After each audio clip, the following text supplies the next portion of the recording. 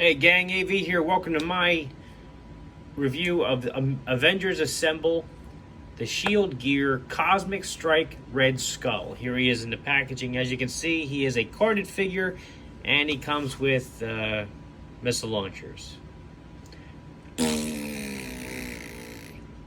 Not a fan of the missile launchers. But the figure looked halfway decent. I actually have a few other Red Skull figures. And I kind of like this one because he has the coat draped over his shoulders without actually properly wearing it. So, anyway, saw it online, decided to get this, and it got a couple other Shield Gear figures I'll be reviewing as well. He's an older figure, but, you know, still looks pretty cool. So here he is in the packaging. That's the front of the card. Here's the back of the card, showing him using his missile launcher and wearing his hat. Shows a couple other figures that are also available, specifically Captain America and the Falcon, both of which I will be reviewing as well. They happen to be part of the set that I got. And it says up here, to defend Earth against the galaxy's greatest threats, S.H.I.E.L.D. builds powerful battle gear for the Avengers. That's all it says. So no real bio or anything going on the card, which is unfortunate, but it is what it is. Here's the bottom of the box, which is just the barcode and legal stuff. And that's about it. So I'm going to open up the card, take the figure out. As usual with these figures, for some reason, a blister card wasn't enough. They always had to tape flaps down, and it's just a mess. I'm not a fan of this method of packaging here. It is what it is.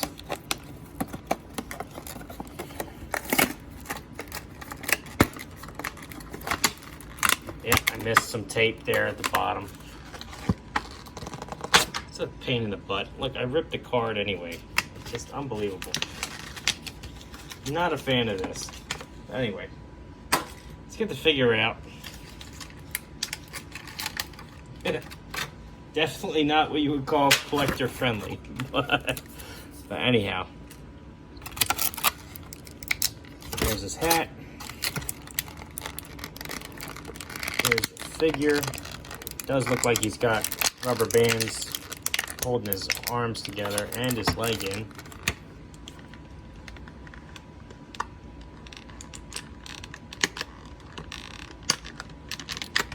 Alright, got that.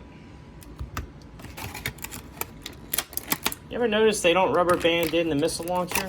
It's almost like they know nobody wants it. Don't need any anti-theft stuff on the missile launcher, that's for sure. Let's pop his head off. Get this rubber band out of here.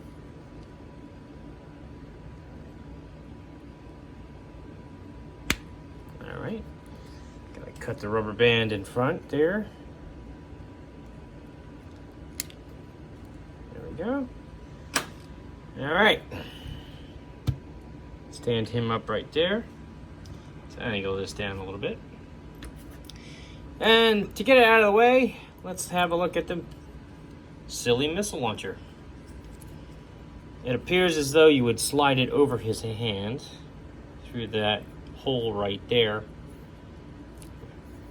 because there's no other handle for him to hold that I can see. Unless he was going to shoot his own foot off by holding that thing. But I doubt it. I assume you put his hand right through there. And it shoots. Oh, are you kidding me? Wow, that's pretty lame. It didn't even make it to the building, and that's only like a foot away. Yeah, that's pathetic.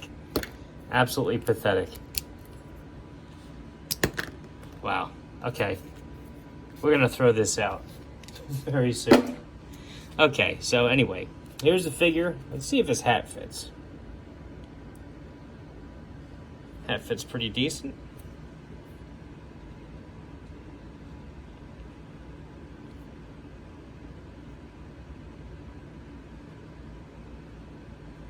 I do like the coat draped on there. It looks pretty cool. I like that.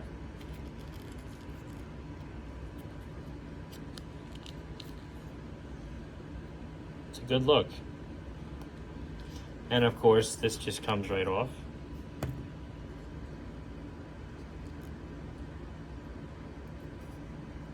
It's got a unique sculpt on him. I actually have the more popular Red Skull figures right off to my side here. Let me get them for a comparison so we can have a look and see what the differences are.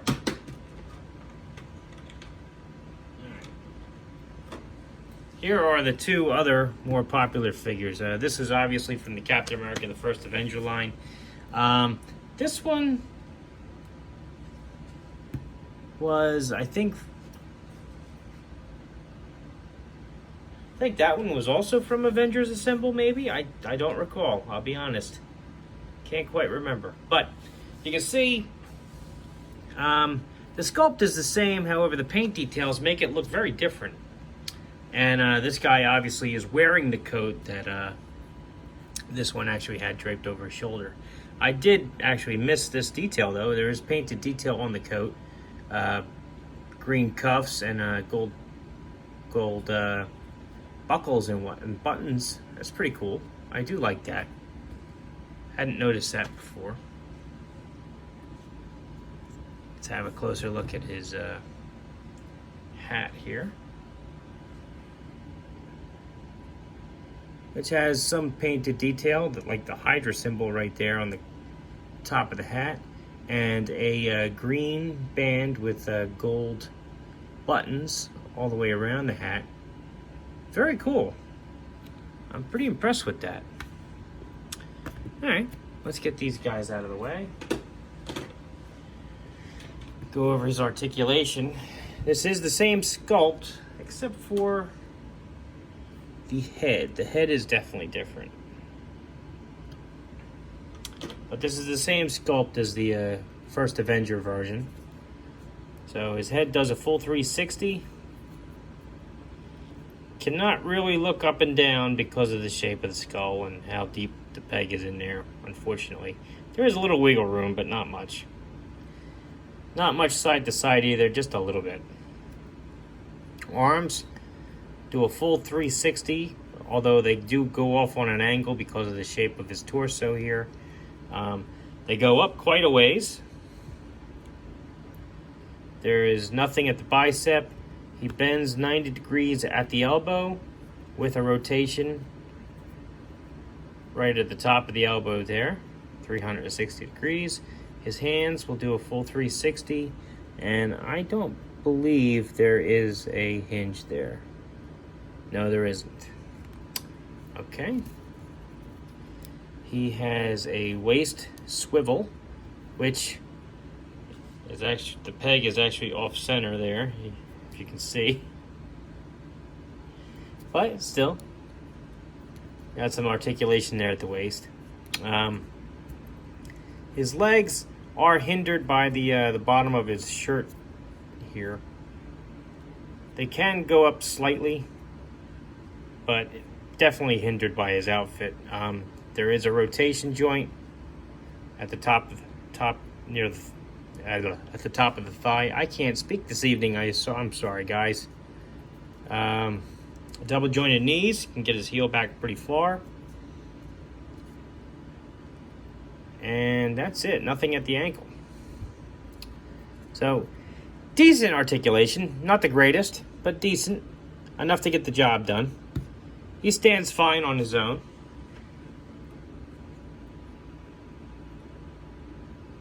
Let's get his coat back on. And his hat for some final thoughts.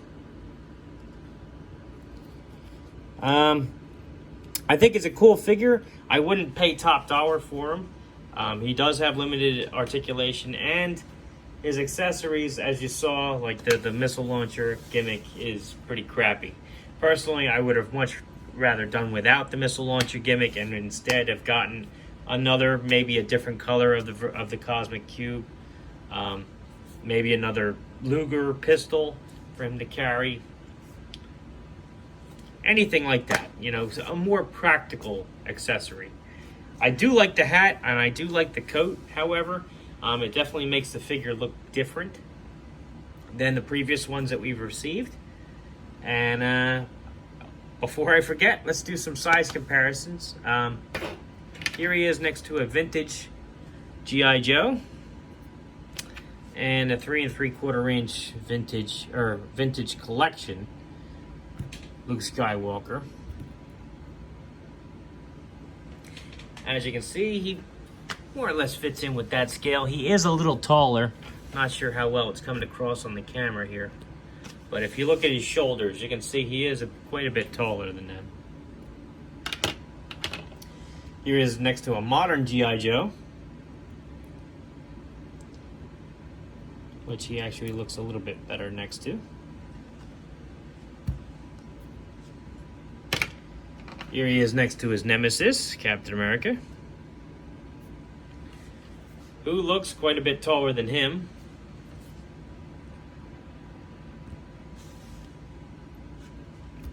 And here he is next to a Boss Fight Studio figure,